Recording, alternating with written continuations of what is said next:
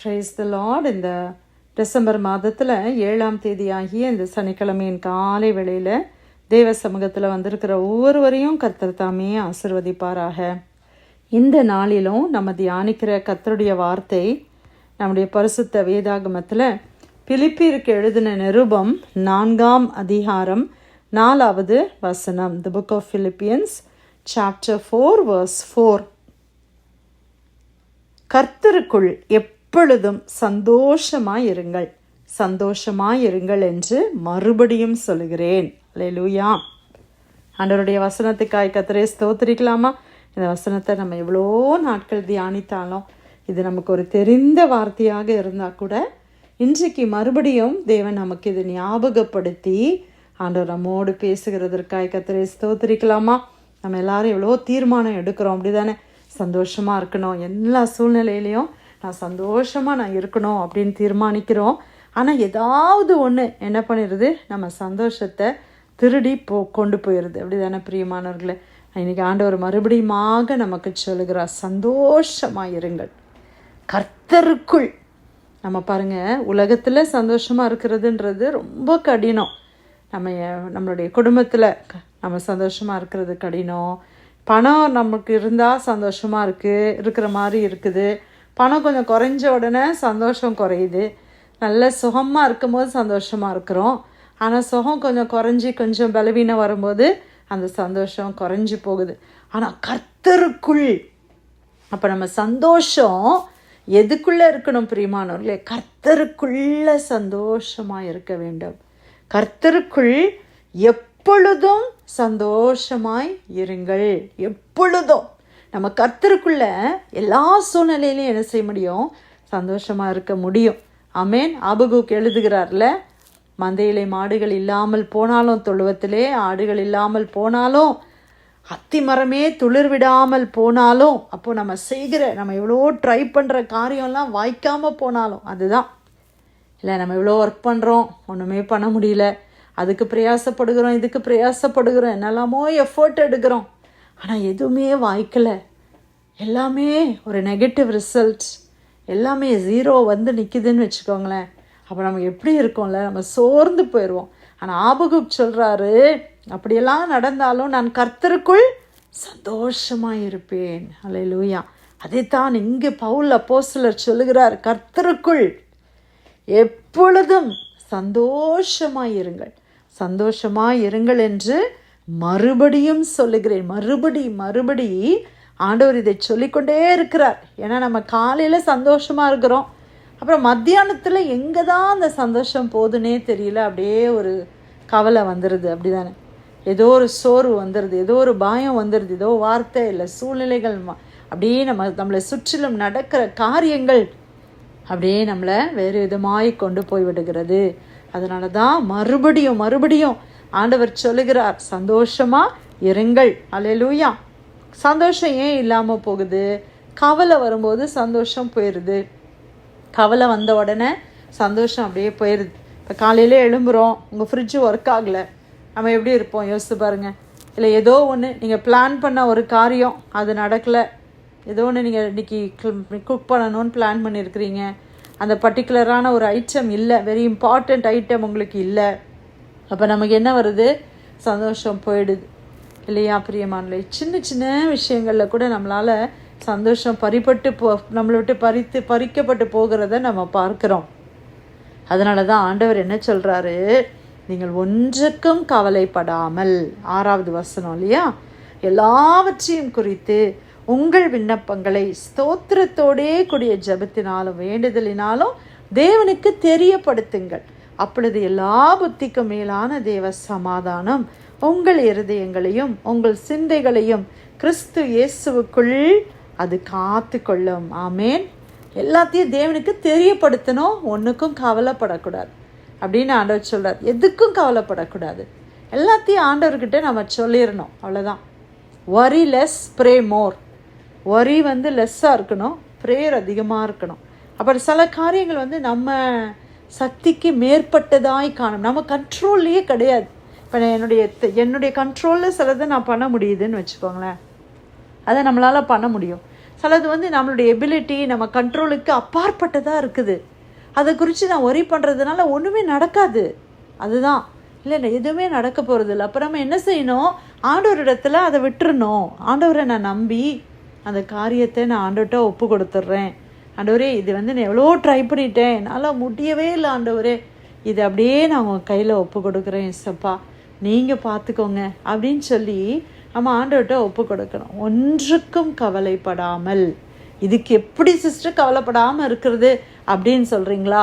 வசனம் சொல்லுது, நீங்கள் ஒன்றுக்கும் கவலைப்படாமல் எல்லாவற்றையும் ஸ்தோத்திரத்தோடு கூடிய ஜெபத்தினாலும் வேண்டுதல் தேவனுக்கு தெரியப்படுது.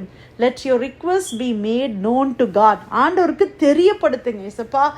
ஆண்டவருக்கு தெரியும், ஆனாலும் நம்ம சொல்லணும். ஏன் தெரியுமா? நிறைய நேரம் நம்ம வாய் விட்டு நம்முடைய பிரச்சனைகளை சொல்லி இல்லை அழும்போது அது மனசில் ஒரு பெரிய ஒரு விடுதலையை கொண்டு வருது. உள்ளேயே வச்சுக்கிட்டே இருக்கும்போது அது நமக்கு பாரமாக மாறுகிறது.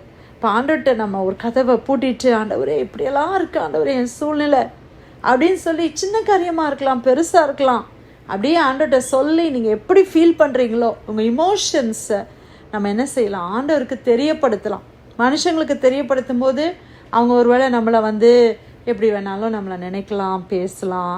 ஆனால் ஆண்டவர் அப்படி செய்ய மாட்டாங்க இல்லையா? அப்போ ஆண்டவர்கிட்ட நம்ம சொல்லி, ஆண்டவரே எனக்கு இது தாங்கவே முடியல ஆண்டவரே, இது என்ன பண்ணனே தெரியல, எவ்வளோ ட்ரை பண்ணி பார்த்துட்டேன், என்னால் முடியலையே ஆண்டவரே, இது எனக்கு ரொம்ப கவலையாக கொண்டு வருதுப்பா, இது உங்கள் சமூகத்தில் நான் கொடுக்குறேன் அப்படின்னு ஆண்டவர்கிட்ட ஒப்பு கொடுத்துட்டு, கவலையை அப்படியே ஆண்டவர்கிட்ட கொடுத்துட்டு, ஆண்டவர்கிட்ட இருந்து நம்ம என்ன பெற்றுக்கொள்ளணும்? சந்தோஷத்தை எடுத்துக்கணும். அப்போ கவலையை ஆண்டவர்கிட்ட கொடுத்தாச்சு, திருப்பி நான் அந்த கவலையை தூக்கிட்டு வரக்கூடாது, சந்தோஷத்தை கொடுக்கணும். ஆண்டவர்கிட்ட சொல்லிட்டேன், ஆண்டவர் பார்த்துப்பாங்க, அவ்வளோதான் இல்லையா? அப்படி சந்தோஷமாக நம்ம இருக்கணும். பாருங்கள், சந்தோஷமாக இருக்கிறதுன்றது ஒரு சாய்ஸ். அதாவது ஒரே சூழ்நிலையில் போகிற ரெண்டு பேர், ஒருத்தர் சந்தோஷமாக இருக்க முடியும், ஒருத்தர் வந்து கவலையாக இருக்க முடியும். எக்ஸாம்பிள், நம்ம எல்லாருக்கும் தெரிஞ்ச மார்த்தாள் மரியாள் சூழ்நிலையை நீங்கள் யோசித்து பாருங்களேன். ஜீசஸ் அவங்க வீட்டுக்கு வராங்க. ஜீசஸ் வந்தால் எல்லாம் சமைச்சு கொடுக்கணும். அது வந்து நம்ம பெண்களுடைய ஒரு பண்பாடு. யாராவது வீட்டுக்கு வந்தால் அவங்கள நல்லா கவனிக்கணும். அப்போ ஜீசஸே வராங்க வீட்டுக்கு, அப்போது எவ்வளோ நல்லா அவங்க கவனிக்கணும் இல்லை? இப்போ மார்த்தாளுக்கு என்ன சூழ்நிலை என்ன வந்துருச்சுன்னா, நிறையா செய்யணும், நிறைய பலகாரம் பண்ணணும், அதை பண்ணணும், இதை பண்ணணும் அப்படின்னு சொல்லி அவங்க அதில் இறங்கிட்டாங்க. வேலையில் பற்பல வேலைகள், பற்பல காரியங்கள். அதில் அவங்களுக்கு கவலை வந்துருச்சு. ஏன்னா எல்லாத்தையும் செய்ய முடியல, அவங்களால இழுத்து போட்டு செய்கிறாங்க, செய்ய முடியல. மரியாதை பார்த்தா ஹெல்ப் பண்ணுவான்னு பார்த்தா அவள் பாட்டுக்கு ஆண்டவருடைய பாதப்படியில் போய் உட்காந்து ஆண்டவர்கிட்ட கேட்டுட்ருக்கிறா. உடனே மார்த்தாள் வந்து சொல்கிறாங்க, ஆண்டவரே நான் வந்து எவ்வளோ வேலை இருக்குது தெரியுமா ஆண்டவரே, இவன் வந்து என்னை ஹெல்ப் பண்ணவே மாட்றா, எனக்கு கொஞ்சம் ஹெல்ப் பண்ணுறதுக்கு நீங்கள் கூட்டிகிட்டு வர மாட்டீங்களா, உங்களுக்கு கவலையே இல்லையா ஆண்டவரே? அப்போது ஆண்டவர் ஒரு பதில் சொல்கிறாங்க. என்ன சொல்கிறாங்க? மார்த்தாளே மார்த்தாளே, நீ அநேக காரியங்களை குறித்து கவலைப்பட்டு கலங்குகிறாய், தேவையானது ஒன்றே ஒன்று தான். மரியாள் தன்னை விட்டு எடுபடாத நல்ல பங்கை தெரிந்து கொண்டாள். இப்போ மரியாள் அதை தெரிந்து கொண்டாள். மரியாள் இயேசுவை தெரிந்து கொண்டாள். இயேசுவனுடைய பாதத்தில் போய் தன்னுடைய காரியத்தெல்லாம் சொல்கிறத அவள் தெரிந்து கொண்டாள்.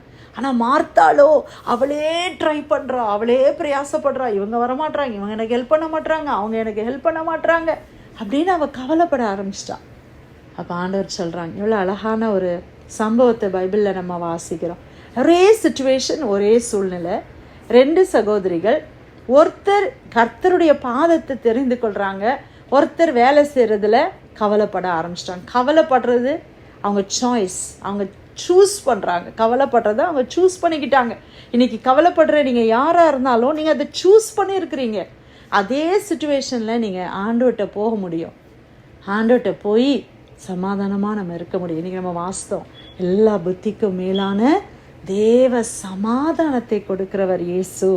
இப்போ நம்ம கவலையெல்லாம் மாற்றுகிறவர் இயேசு. ஹல்லேலூயா. இப்போ ஆண்டவருடைய சமூகத்துக்கு நம்ம போகணும், அதை நம்ம சூஸ் பண்ணணும். ஆண்டவர் சொல்றார், மரியாள் தன்னை விட்டு எடுபடாத நல்ல பங்கை தெரிந்து கொண்டாள். இன்னைக்கு நம்ம கவலைப்படுறத தெரிந்து கொள்ளுகிறோம். நான் கவலைப்பட மாட்டேன், இந்த சூழ்நிலை என்னை கவலைக்குள்ளே தான் கொண்டு வருது, ஆனால் நான் கவலையே பட போகிறது கிடையாது. நான் ஆண்டவரை தெரிந்து கொள்ளுகிறேன், நான் ப்ரேயரை தெரிந்து கொள்ளுகிறேன், நான் வசனத்தை வாசிக்க போகிறேன் அப்படின்னு ஒரு தீர்மானம் எடுங்க. அந்த கவலை பறந்து போயிடும். ஆமாம் பிரியமானவர், அதுதான் ஆண்டவர் சொல்கிறார். சந்தோஷமாக இருங்க. நம்ம சந்தோஷமாக இருக்க வந்து சுகம் உண்டாகும். ஆக்சுவலி நீங்கள் பார்த்தீங்கன்னா இன்றைக்கி கவலை தான், நிறைய ஸ்ட்ரெஸ்ஸும் கவலையும் தான் இன்றைக்கி நிறைய டிசீஸ், நிறைய வியாதிக்கு காரணம். இன்றைக்கி நிறைய பேர் முடி கொட்டுது, ஐயோ எனக்கு ஆக்னி வருது, எனக்கு ஒழுங்காக பீரியட்ஸ் வரமாட்டேங்குது, இப்படி நிறைய காரியம் இல்லை. இதெல்லாம் என்ன ரீசன்னு பார்த்தீங்கன்னா ஸ்ட்ரெஸ் ஹார்மோன் அதிகமாகுது. அப்போ தான் நிறைய பிரச்சனை வருது. இன்றைக்கி குழந்தைகள் பிறக்காமல் இருப்பதுக்கு கூட அந்த கவலை தான் காரணம் அப்படின்னு மெடிசனில் நிறைய ப்ரூவ் பண்ணுறாங்க. அப்போ ஆண்டவர் எவ்வளோ ஈஸியாக நமக்கு சொல்கிறார், நீ நல்லா சந்தோஷமாக இரு. இருக்கிறது கொஞ்சம் தான் இருக்குது, சந்தோஷமாக இருக்கலாம். இருக்கிற ஃபேமிலியோட, பிள்ளைங்களோட சந்தோஷமாக இருங்க. ஒவ்வொரு சீசனில் ஒவ்வொரு விதமாக இருப்பாங்க பிள்ளைங்க.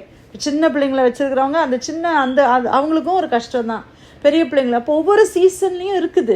அதனால் நம்ம அதை குறித்து கவலைப்பட்டு நம்மளுடைய பாடியெல்லாம் நம்ம வேஸ்ட் பண்ண வேண்டாம். நல்ல ஹெல்த்தியாக, நல்ல பியூட்டிஃபுல்லாக நம்ம இருக்கணும்னா ஆண்டவருடைய வார்த்தையின்படி சந்தோஷமாக நம்ம இருக்க வேண்டும். ஹல்லேலூயா. பிலிப்பியர் 4:4 அப்படியே இந்த வசனத்தை தியானிச்சிட்டே இருக்கலாம். நமக்கு டைம் குறுகியதாக இருக்கிறது. இன்றைக்கி ஆண்டவர் கொடுத்த வார்த்தைக்காய் கர்த்தரை ஸ்தோத்திரிக்கலாமா?